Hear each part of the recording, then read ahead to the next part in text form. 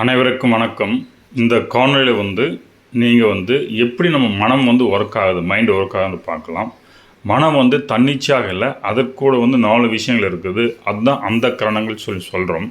இது சித்தம், புத்தி, மனம், அகங்காரம். இந்த 4 விஷயங்கள். இந்த 4 விஷயங்களை கொண்டு பார்க்கும்போது இந்த அகங்காரம் என்ன பண்ணுதுன்னா புத்தி இருக்குது.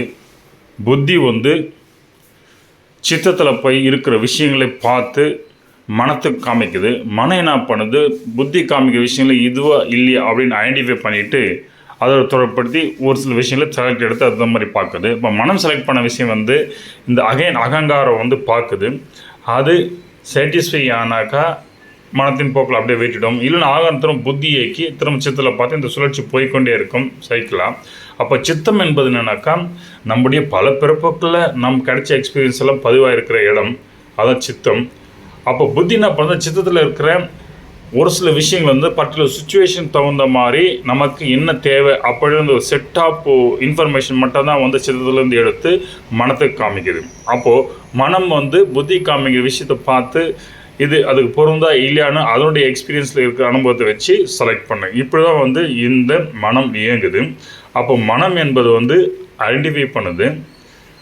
புத்தி என்பது என்னன்னாக்குது இருக்கிற பல விஷயத்தில் காமிக்குது. சித்தத்தில் டெலிஷன் நடக்குது, மைண்டில் ஐடென்டிஃபிகேஷன் நடக்குது.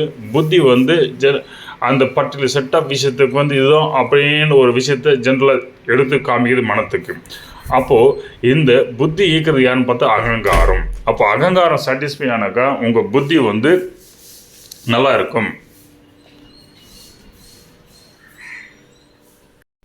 எனவே மனம் என்பது தன்னிச்சையாக இயங்கவில்லை. அது புலன்கள் மூலம் விஷயங்களை பெற்று அந்த விஷயத்துக்கேற்ப அனுபவங்களை தன்னுள்ள இருக்கிற பார்க்குது.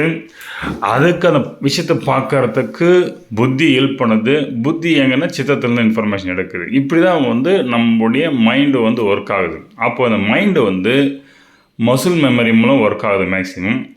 அதே புத்தி பயோ மெமரின்னு எடுத்துக்கலாம். அங்கே இன்ஃபர்மேஷன் எடுத்து இது கொடுக்குது.